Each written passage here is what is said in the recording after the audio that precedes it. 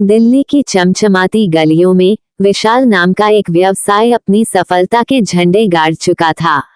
ऊंची इमारतों वाले दफ्तर, लग्जरी गाड़ियां, विदेशों में घूमने की आदत और हर महीने लाखों का टर्नओवर, यही उसकी पहचान बन चुकी थी।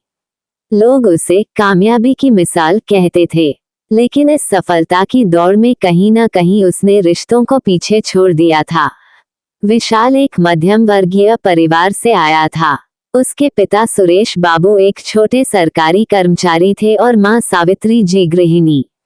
परिवार अमीर नहीं था, लेकिन प्यार और अपनापन इतना था कि पैसे की कमी कभी बोझ नहीं लगी। छोटे भाई अमन के साथ मिलकर विशाल ने पढ़ाई की और सपने बुने।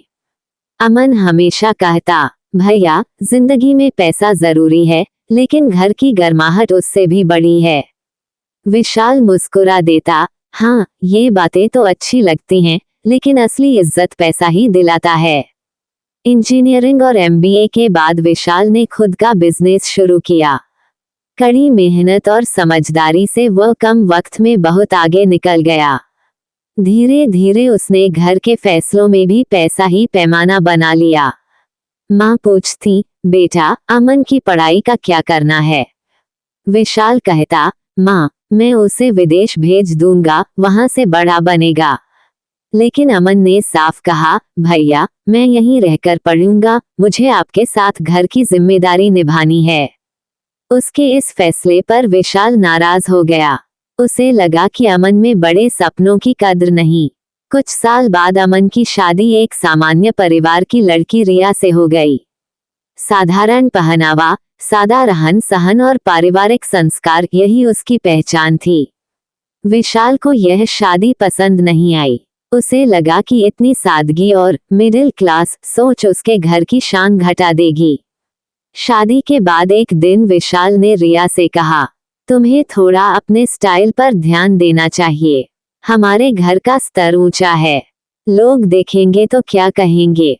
रिया ने मुस्कुराते हुए जवाब दिया, भैया, रिश्तों की खूबसूरती कपड़ों और गहनों से नहीं, अपनापन और सच्चाई से होती है।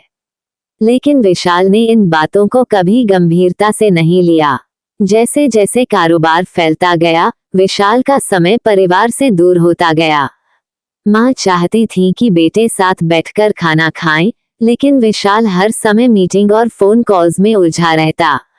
अमन कभी कभी कहता, भैया, कब तक भागते रहोगे? थोड़ा वक्त हमें भी दे दो। विशाल हंसकर टाल देता, अमन, वक्त ही पैसा है, ये समझ लो, जितना वक्त बचाओगे उतना कमा पाओगे। धीरे धीरे अमन और विशाल के बीच दूरी बढ़ती गई। एक दिन अचानक सुरेश बाबू पिता को दिल का दौरा पड़ा। अमन और रिया ने तुरंत उन्हें अस्पताल पहुंचाया और कई दिन वहीं रहकर सेवा की। विशाल भी आया, लेकिन उसका ध्यान ज्यादातर डॉक्टरों की फीस और बिल पर था। वह बार बार कहता, पापा की टेंशन मत लो, पैसे की कोई कमी नहीं, चाहे करोड़ खर्च हो जाए, मैं इलाज करवाऊंगा। अमन ने गुस्से में कहा, भैया, हमें पैसे से ज्यादा आपकी मौजूदगी चाहिए। आप पापा का हाथ पकड़कर उनसे बात कीजिए, यही उनकी दवा है। विशाल चुप हो गया। शायद उसने पहली बार महसूस किया कि पैसा सब कुछ नहीं, लेकिन उसके अहंकार ने उसे अमन की बात मानने नहीं दी। पिता की मौत के बाद घर का माहौल बिल्कुल बदल गया। माँ को सहारे की जरूरत थी, लेकिन विशाल बिजनेस में इतना डूबा कि शायद ही कभी माँ से दिल की बातें करता। रिया और अमन दिन रात माँ का ध्यान रखते।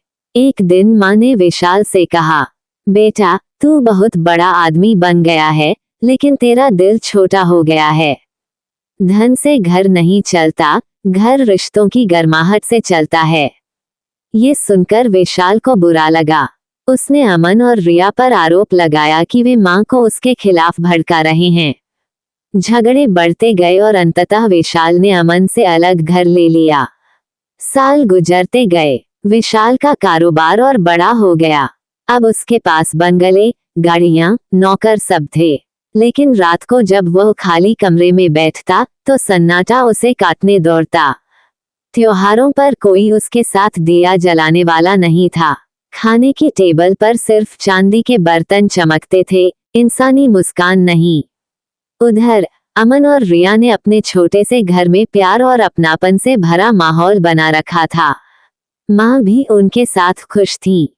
अमन के बच्चे अपने ताया विशाल को याद करते, लेकिन विशाल कभी मिलने नहीं आता।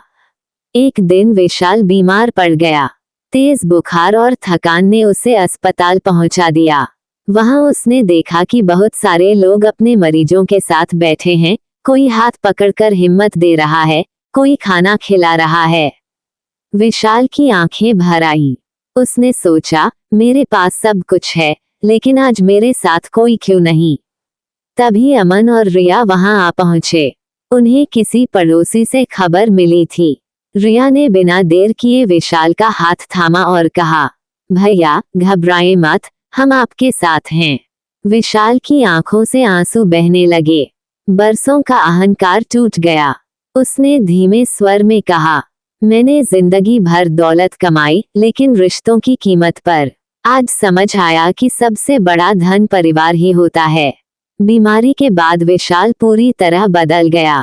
वो हर रविवार अमन और माँ के घर जाता, बच्चों के साथ खेलता, माँ की गोद में सिर रखता और रिया के हाथों का खाना खाता। धीरे धीरे घर का माहौल फिर से पहले जैसा हो गया। एक दिन विशाल ने सबके सामने कहा, मैंने बहुत बड़ी गलती की। मैं सोचता था पैसा ही सब कुछ है, लेकिन असली सुख तो इन रिश्तों की गर्माहट में है। आज अगर तुम लोग मेरा साथ न देते तो मैं बिल्कुल अकेला रह जाता। माँ ने आंसू पोंछते हुए कहा, बेटा, रिश्तों की कीमत समझ गया, यही काफी है। धन जरूरी है, लेकिन रिश्तों की कीमत पर नहीं। विशाल की कहानी हमें यही सिखाती है कि पैसा जीवन का साधन है, उद्देश्य नहीं। बंगले और गाड़ियां थोड़ी देर के लिए सुख दे सकते हैं, लेकिन रात के अंधेरे में हमें सुकून वही रिश्ते देते हैं जो हमारे साथ खड़े होते हैं।